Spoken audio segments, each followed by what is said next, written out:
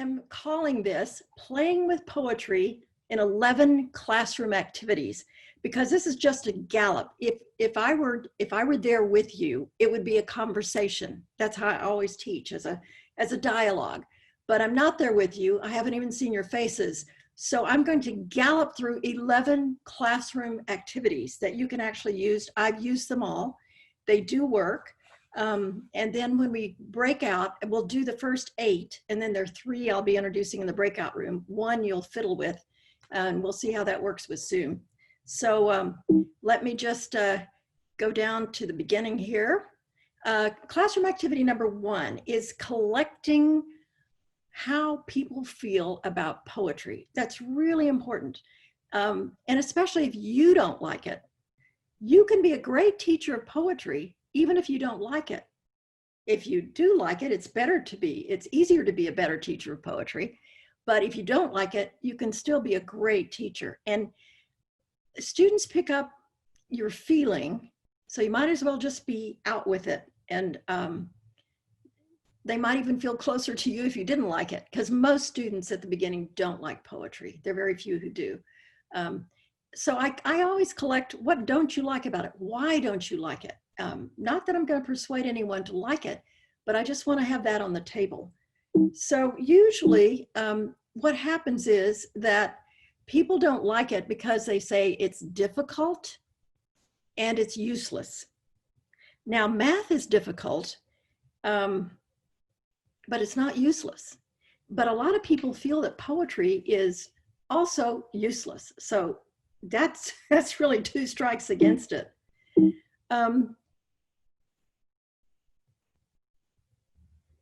When you don't understand something, you feel stupid, especially if you can't figure out how to understand it.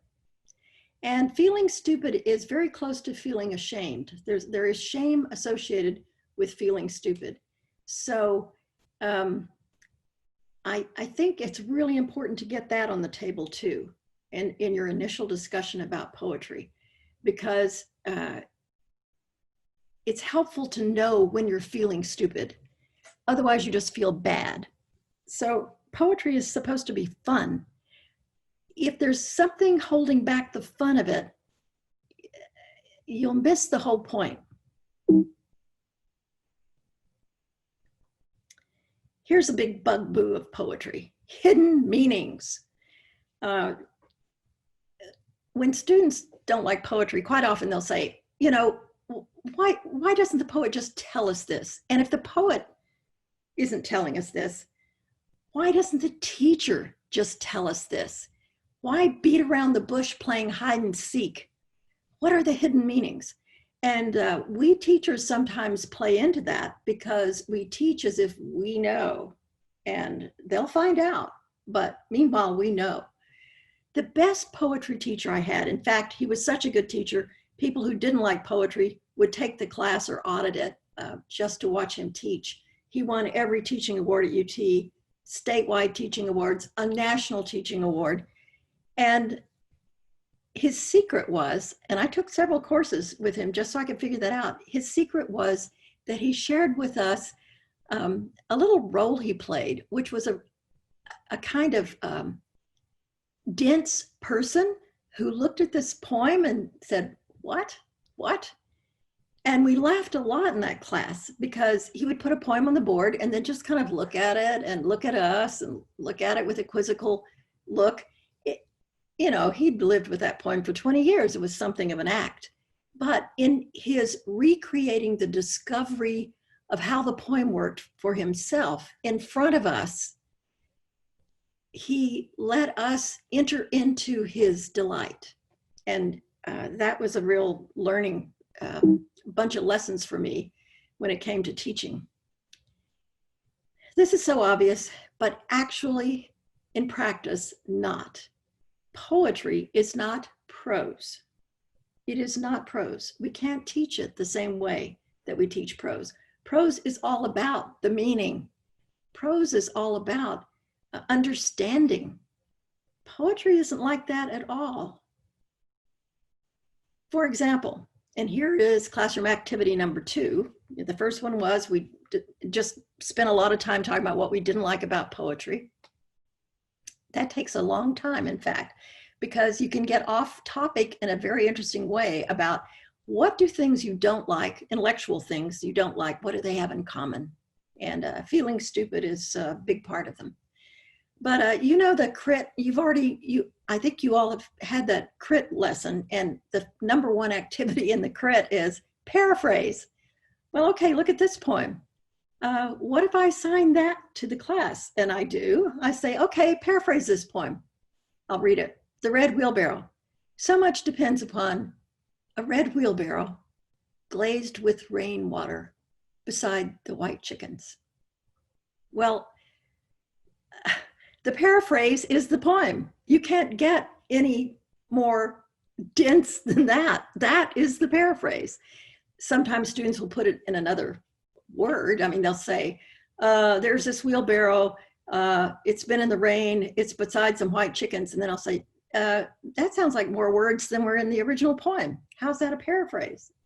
So whatever is not understandable in a poem is sometimes even hidden in plain sight. It's not hide and seek when it comes to the meaning. So I love this poem by Billy Collins. Because it's really, I think, addressed to teachers. So it's called Introduction to Poetry, and Billy Collins was the Poet Laureate of the United States pretty recently. I asked them to take a poem and hold it up to the light like a color slide, or press an ear against its hive. I say, drop a mouse into a poem and watch him probe his way out, or walk inside the poem's room and feel the walls for a light switch. I want them to water ski across the surface of a poem, waving at the author's name on the shore.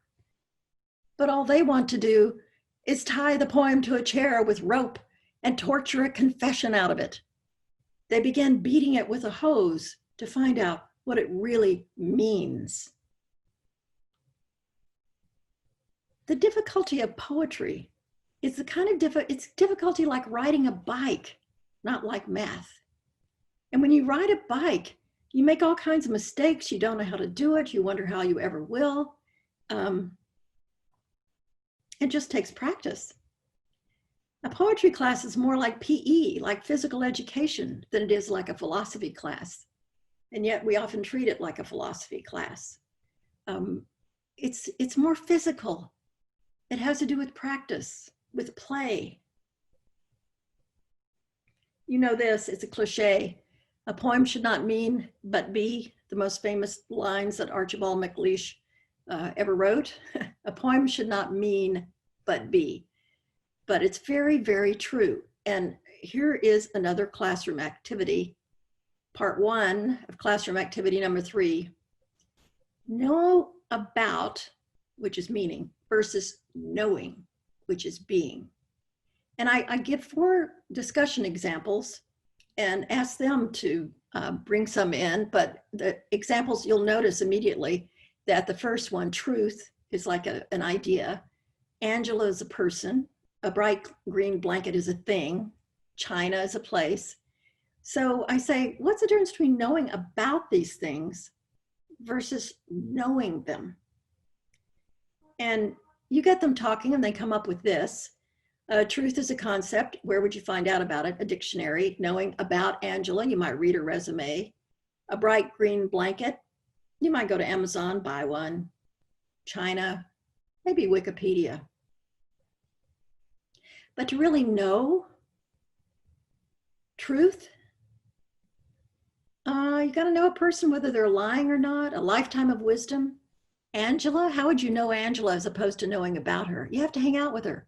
It would be absurd to say, well, I had coffee an hour ago with Angela and she is still hiding her meaning from me. This is not how you know a person. You hang out with them. A bright green blanket, you use it or you look at it. China, you live there. You learn its food, culture, language. That's how you know it as opposed to knowing about it. That's the way poetry is. Studying poems is like hanging out with Angela, our gym class, or living in China. not studying philosophy. You don't come to an end of knowing a poem. You can know about it. You can write about it. You don't come to an end of knowing it. William Carlos Williams, who is the author of The Red Wheelbarrow, said, "No ideas but in things." He was talking about poetry.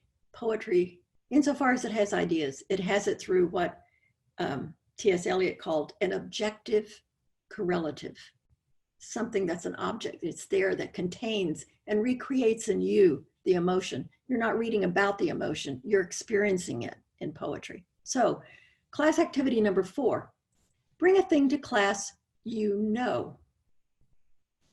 So the next day, you have them talk about it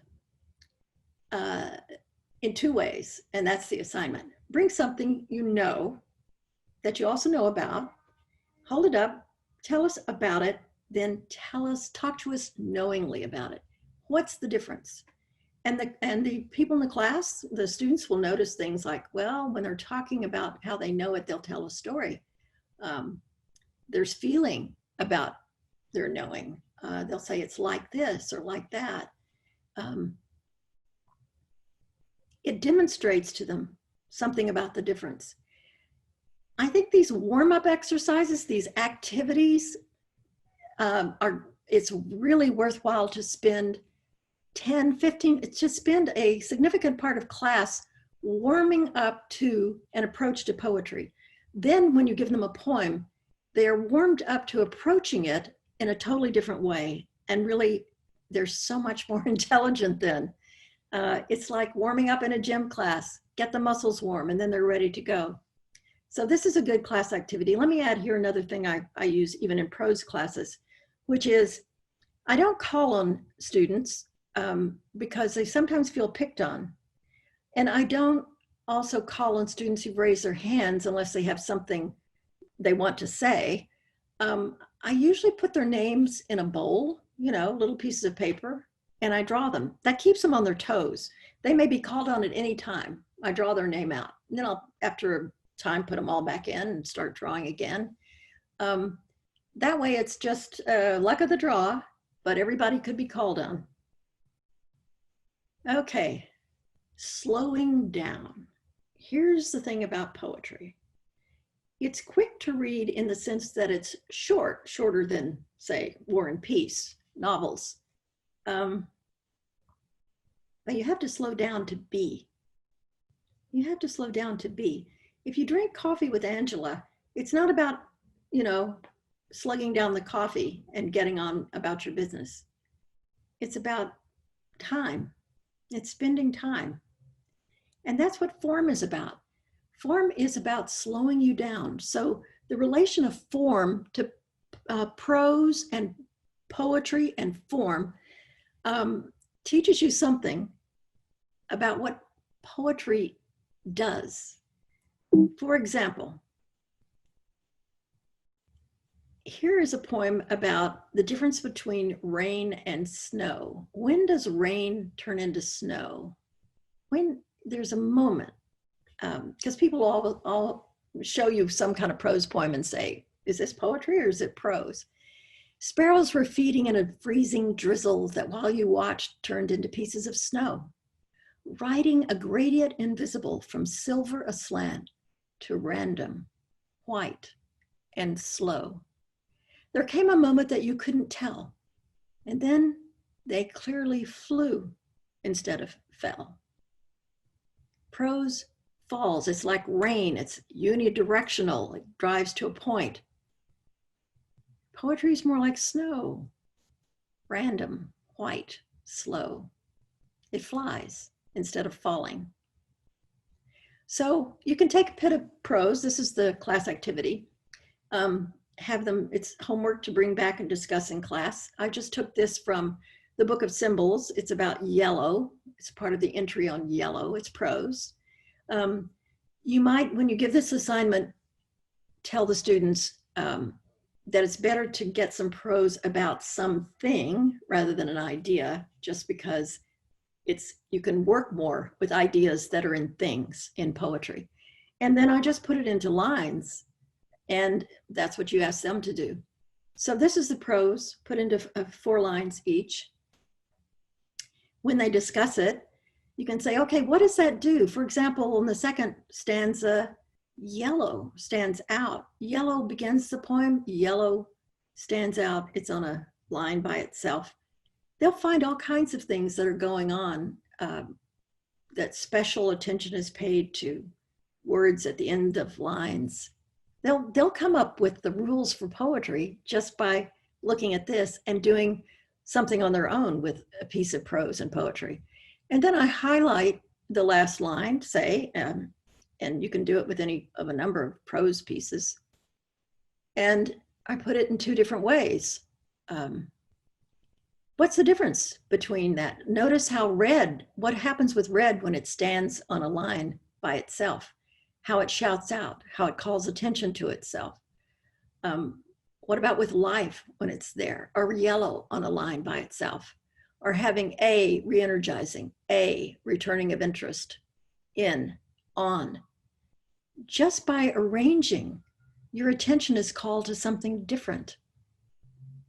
Once students get attuned to paying attention, to slowing down and paying attention to patterns that are not patterns of ideas, but patterns in the words and the words on the page, there's much more of a relief into play. And that's where poetry comes alive. This is an Emily Dickinson poem, classroom activity number 6, being with a poem, learning together. You can do this on a whiteboard, or you can have them go home and do it with crayons. But let me read the poem first. Some things that fly there be, birds, ours, the bumblebee. Of these no elegy.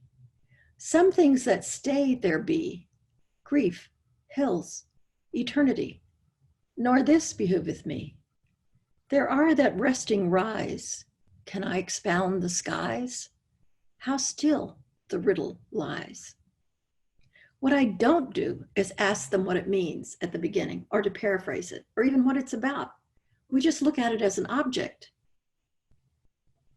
And there's certain things you notice, some things that fly. Now, birds fly, ours fly, bumblebees fly. Some things that stay, grief, hills, eternity. Then the third stanza are things that do both at the same time, things that resting rise. Now that's the first level of just coloring on the board. But look what happens now. Birds and bumblebee and hills are actual concrete things. They're in nature. You can find them. But look at this. Ours, grief, and eternity are abstractions. And ours is buried between 2 concrete nouns. And in the second stanza, hills, a concrete noun, rests between 2 abstract notions, grief and eternity. At this point, meaning begins to seep through. You can say, okay, what are some words here that give us a clue as to what this is about? Well, elegy, grief. Maybe it's about death. Maybe it's about there are that resting rise. Maybe there's someone you loved and cared about, and you're there at the funeral. There is a dead person, a body that's a riddle, because at least in the tradition that Emily Dickinson was raised in, and that a lot of people in this country are raised in, if you look at a human body, that's not all there is. Where are they? They are not their body. They are, but there they are. It's a riddle. At that point, the last line becomes extremely pregnant with meaning. Lies. Yes, it's lying, but it's also telling a lie, because the person for whom you do the elegy is not really there, or is resting and rising at the same time. I'm going through this so much faster than you would in a class, but you see where I'm going with it. And then you have them look at other things. This is such a tight poem, but the first two lines, even though they look like the last, they have a different rhyme scheme. And in the last stanza, you've got a comma, question mark, and exclamation point. It is as tight as can be. At this point, if you've got a very bright student, they've already noticed something, but you could say, if you were writing this to be even tighter, what would you do? And you'd say, well, the second line of the second stanza doesn't have a dash like the first two lines. Shouldn't there be a dash there? This is the only time I play a mean trick. Yes, there was a dash in the original. I do that just because some bright student will say, wait a second, why isn't there a dash there? You see where I'm going with that. And then I think in the crit section online, somebody's marked up this poem. And so you can ask them to take a poem, you can pass it out and have them go back and find their sixth grade colors and color it up meaningfully. This has been colored up by someone else. Other ways to be with a poem: water ski across the surface of a poem. Of course, I'm quoting Billy Collins here. Press an ear against its hive, walk inside the poem's room and feel the walls for a light switch. Take a poem and hold it up to the light like a color slide. Drop a mouse into a poem and watch him probe his way out. We'll do the mouse in the breakout rooms. So class activity number 7, press an ear against its hive. So have the students watch this YouTube video, which is a video by Attenborough, David Attenborough, the famous British naturalist, who goes into the Australian forest and listens to a lyrebird, who are like mockingbirds on steroids, basically. I'm not going to read this whole poem, but if you look at it, it's very crunchy. It's full of quip, display him or her, tailed, mimic eon, sent to intrigue the next recorder. Students really have a good time with sound poetry, and you can play them bits of Hamilton, hip hop. There's all kinds of things that operate on sound. They're very good with sound because they live in music so much. So this lyrebird is based on the sound of this video. When you listen to I'm just sure he used that very same video, because EDI and the lyrebird copies, looks like a chainsaw cutting down a tree. Anyway, you see where I'm going with that, but they have fun with students have fun with sound. They get that. They're experts there with sound. Pressing an ear against its hive is a little fun. And then this next one is harder. Walk inside the poem's room and feel the walls for a light switch. Here I say, okay, find the rules that generated this poem. And this will take a while. Usually I work in groups because it's more fun. Students have fun with each other. And whenever you have more than one group, you have a little bit of competition. I find that if you can arrange competition, you raise the energy in a classroom. So after a while, they do generate the rules, because the rules of this game, they find what rhymes, and there are only 2 rhymes, and they're triplets.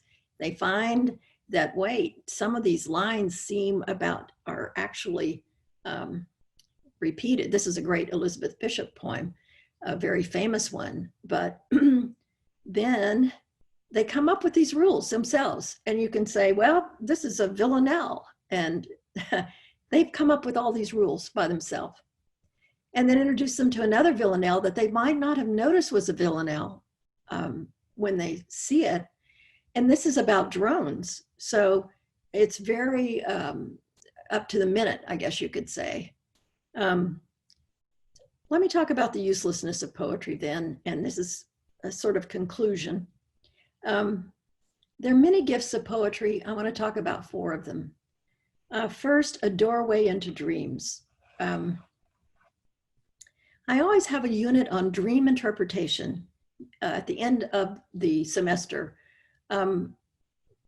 because everything you learn about how to approach a poem, you can use to approach a dream. And so I have volunteers volunteering their dreams. I also teach them how to remember dreams. And we have a good time for a couple of classes using our skills in poetry reading to read dreams. It's very useful there for the rest of your life. New emotional experiences, concentrated emotional experiences. Empathy is a very important thing. Learning to hear your emotions as you might music. I think it was Joseph Campbell who said, we're not looking for the meaning of life. We're looking for the experience of the rapture of being alive. Not the meaning of life, the experience of the rapture of being alive. So if you think about what poetry is important or useful for, emotional intelligence is what it helps to create. It helps to foster. And the 5 official aspects of emotional intelligence are all given a lot of play in poetry. I don't have time to go into all of these, but you can think about it and actually see how they relate. If you take a poem and hold it up to the light like a color slide, here's the kind of thing you might find. Going back, we'll end where we began with the red wheelbarrow. When I ask students to look at that, this very simple poem that can't be paraphrased because it's all there is. You can't paraphrase something that spare. Some will say, well, it looks like a wheelbarrow. Each stanza kind of looks like a wheelbarrow. Yeah, that's kind of fun. But then I say, what's the exotic word in that? What turns it, what sticks out? And eventually they'll come to the word glazed. And we spent quite a while talking about what it means to glaze something. You glaze a cake when you frost it. There's glaze on pottery. It makes things shine. Imagine if you had something, and this is what poetry does. Imagine if you had a way to approach the world that allowed the world to shine, everyday stuff to shine. It's like being in love, you know? Anyone who's been in love understands you go into the world, everything looks different, it's alive. Poetry teaches you, it trains that muscle to see the world in all its shiningness. It's not that each poem does that. It's the development of that ability to be with the things of this world and to do as the poet Auden said. He said, the job of a poet is to praise all there is for being, for being. So that's the lecture. It's time to